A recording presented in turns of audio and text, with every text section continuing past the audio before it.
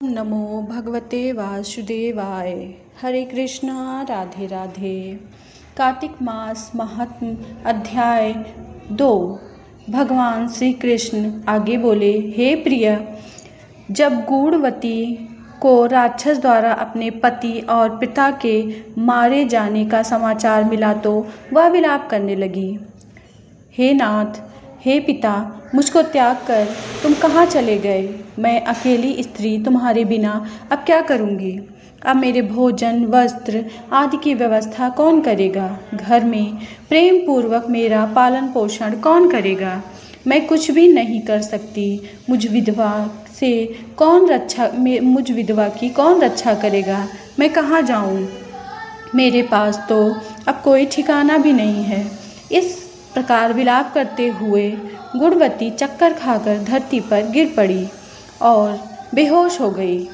बहुत देर बाद जब उसे होश आया तो वह पहले की ही भांति करुण विलाप करते हुए शोक सागर में डूब गई। कुछ दिन के पश्चात जब वह संभली तो उसे ध्यान आया कि पिता और पति की मृत्यु के बाद मुझे उसकी क्रिया करनी चाहिए जिससे उसकी गति हो सके। इसलिए उसने अपने घर का सारा सामान बेच दिया और उससे प्राप्त धन से उसने अपने पिता एवं पति का श्राद्ध आदि कर्म किया। तत्पश्चात वह उसी नगर में रहते हुए आठों पहर भगवान विष्णु की भक्ति करने लगी। उसने मृत्यु पर्यंत तक नियम पूर्वक सभी एकादशियों का व्रत किया और भगवान विष्णु का जप करती रही तथा कार्तिक महीने में उपवास और व्रत भी किए। हे प्रिय, एकादशी और कार्तिक व्रत मुझे बहुत ही प्रिय है, जिसने मुक्ति, भक्ति, पुत्र तथा संपत्ति प्राप्त होती है। कार्तिक मास में जब तुला राशि पर सूर्य आता है तब ब्रह्म मुहूर्त में उठकर स्नान करने व व्रत व उपवास करने वाले मनुष्य मुझे बहुत ज़्यादा प्रिय होते हैं। क्योंकि यदि उन्होंने पाप भी किए हों तो वो भी स्नान और व्रत के प्रभाव से उन्हें मोक्ष दिला देता है। कार्तिक में स्नान, जागरण, दीपदान तथा तुलसी के पौधे की रक्षा करने वाले मनुष्य साक्षात भगवान विष्णु के समान होते हैं। कार्तिक मास में मंदिर में झाड़ू लगाने वाले, स्वास्तिक बनाने वाले तथा भगवान विष्णु की पूजा करने वाले मनुष्य जन्म मरण के चक्कर से छुटकारा पा जाते हैं। यह सुनकर गुणवती भी प्रतिवर्ष श्रद्धापूर्वक कार्तिक का व्रत और भगवान विष्णु की पूजा करने लगी। हे प्रिय, एक बार उसे ज्वर हो गया और वह बहुत ही कमज़ोर हो गई। फिर भी वह किसी प्रकार गंगा स्नान के लिए चली गई। गंगा तक तो वह पहुंच गई, परंतु शीत के कारण वह बुरी तरह से काँप रही थी। इस कारण वह शिथिल हो गई। तब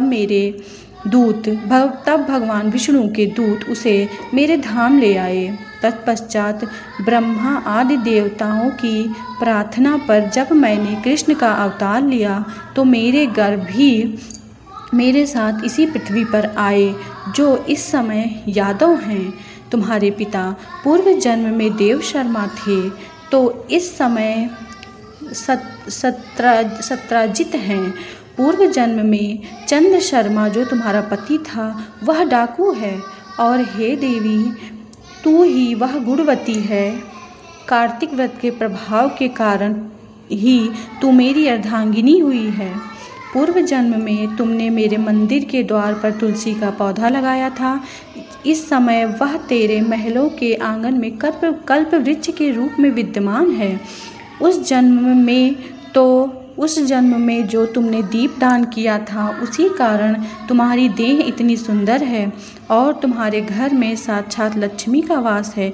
चूँकि तुमने पूर्व जन्म में अपने सभी व्रतों का फल पति स्वरूप विष्णु को अर्पित किया था, उसी के प्रभाव से इस जन्म में तुम मेरी प्रिय पत्नी हुई हो। पूर्व जन्म में तुमने नियम पूर्वक जो कार्तिक मास का व्रत किया था उसी के कारण मेरा और तुम्हारा कभी वियोग नहीं होगा। इस प्रकार कार्तिक मास में व्रत आदि करने वाले मनुष्य मुझे तुम्हारे समान प्रिय हैं। दूसरे जप तप यज्ञ दान आदि करने से प्राप्त फल कार्तिक मास में किए गए व्रत के फल में बहुत थोड़ा होता है, अर्थात कार्तिक मास के व्रतों का 16वां भाग भी नहीं है।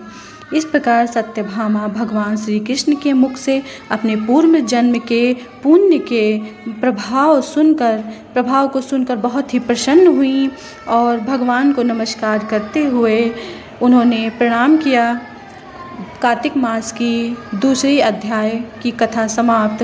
बोलो विष्णु भगवान की जय, बोलो लक्ष्मी मैया की जय।